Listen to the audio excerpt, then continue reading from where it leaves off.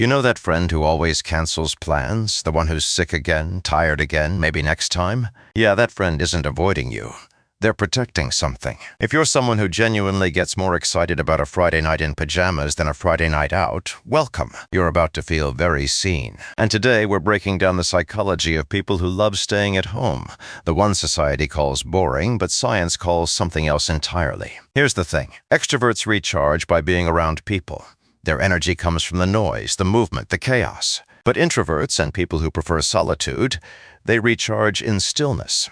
Every social interaction, even a fun one, slowly drains their battery, and home is the only charger that actually works. Psychologists call this optimal arousal theory. Some people need more stimulation to feel good, others need less.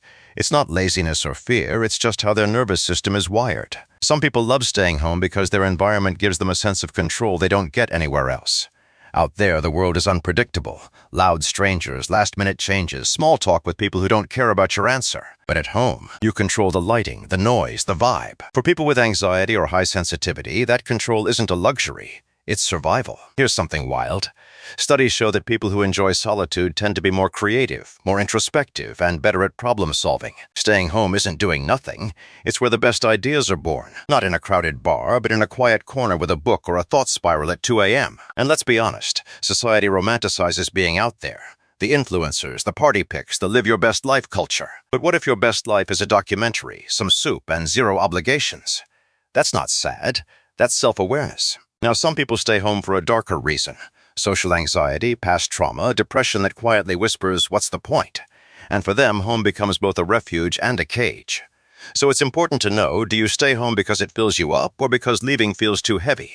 Because one is peace, the other is hiding. But for those who truly love staying home, they're not missing out, they're just living differently. They find joy in small rituals, the morning coffee routine, the favorite spot on the couch, the way the light hits the room at sunset, things most people rush past. Hit subscribe if you think you're this type. Psychologists say this is called low stimulation preference. These people don't need the world to entertain them. Their inner world is rich enough. So if you're someone who turns down invitations without guilt, who feels genuinely happy on a solo Saturday, who'd rather rewatch your comfort show than make memories, you're not broken.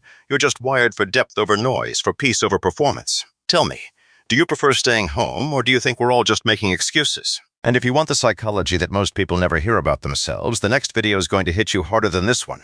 Click it. You'll understand why.